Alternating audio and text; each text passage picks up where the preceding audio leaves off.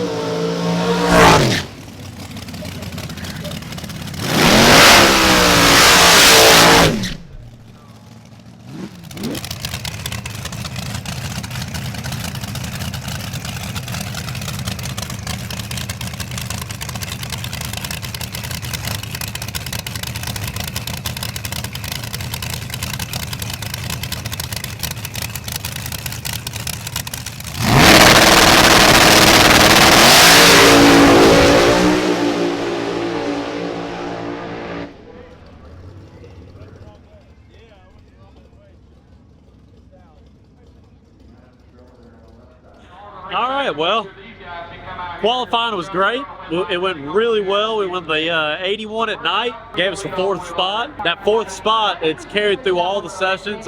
We had the 81 at night, then the next morning we ran the 81 again. And then Russ just saw a little something with the tire, something that could have got us in trouble on race day. So he just added a little bit more timing. That slowed us up for an 83 the final day. We really wanted to see how consistent this car was going to be. The goal was not to change a lot, try and see what this thing's going to do, see how it's going to move, and the truth is it's not really moving. This race car is good. What do you think? What are your thoughts on it? Yeah, so with the tune-up we put in it where it went to 81, we left it alone, went to the second 81 in the second qualifier. We saw a little bit of it tried to whip the tire a little bit, and I was a little worried with the heat on race day, like we're going to have today. The track be a little greasy. I didn't want it to get us in trouble. So for the 3rd run, we just pulled a little more timing out on right at the hit, calm it down, and it did. It's perfect. Took just a little bit out of 60 foot and slowed it down to an 83.0. I mean, now it's ready to race. It's repeating numbers. It's just good to go. We have a race car, and we come in here leading the points. One goal is to try and get the championship, so that's what we need. We need a good race car. If I can make it through second round this race, to me, that's a win. That'll make it hard for me to, if I can just keep winning second round. I've done the math on it. It'll be hard to stop me from getting that championship, but obviously the goal is to win this race. That's what we're going to be trying to do. So, let's go get racing.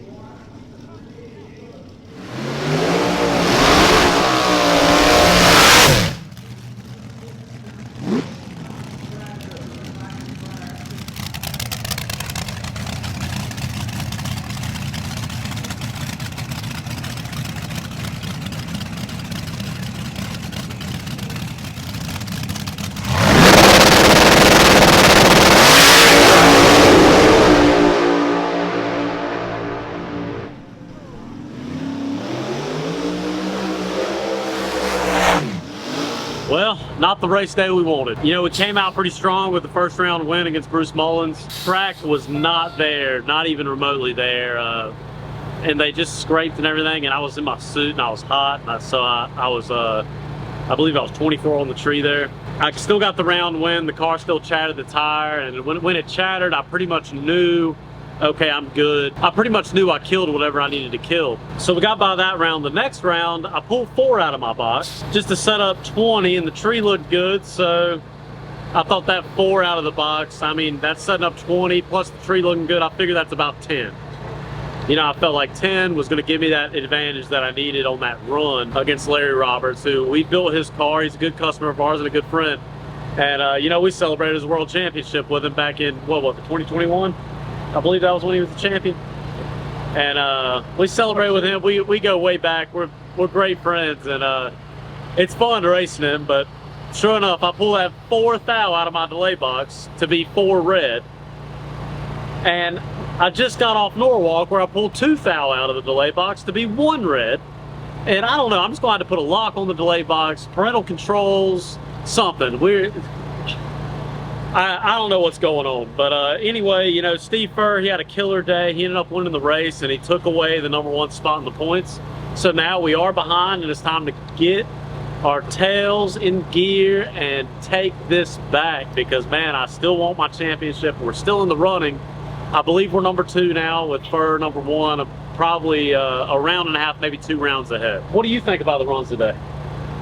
Yeah, it was like you said, the track was not there first round. It was very bad. It was so bad they had to stop and scrape it in between Elite Top Sportsman and Elite Top Dragster. We were the first pair out after they scraped the track, and it wasn't good. But we still got the win, and we took that, went to in the next round. We kind of threw that run out as far as traction was, and you know, what we thought the track would be like. We felt like it would be better the next run, and it was. It was actually very stellar. Yeah. And it made a good lap, but unfortunately it was red. You know, and the extra grip could have pushed it a little bit into the red zone, maybe so. That could probably a little bit of it, but it's just hard to say. But all in all, I mean, the car was really consistent. It was a good race car. You know, we're getting a handle on the Hoosier tire and what it wants, and the tune up on the engine is really good. Just don't carry it on to the next round. Yeah. I mean, our drive shaft except the red lights. Don't carry them on. We don't need. I gotta stop. I've beaten myself more than anybody's beaten me this year. That's for sure. But yeah, man, our drive shaft curve looks so good. Like that last run, it just is like perfectly linear, really good on the map, and we've got a really good race car here. And it just sucks that I keep screwing it up. But you know, we've got the Pro Stars race coming up next, and then we've got Michigan. So still 4 more stops on the tour, and 4 more chances to get back in the lead and secure this championship. We'll see y'all in the next one.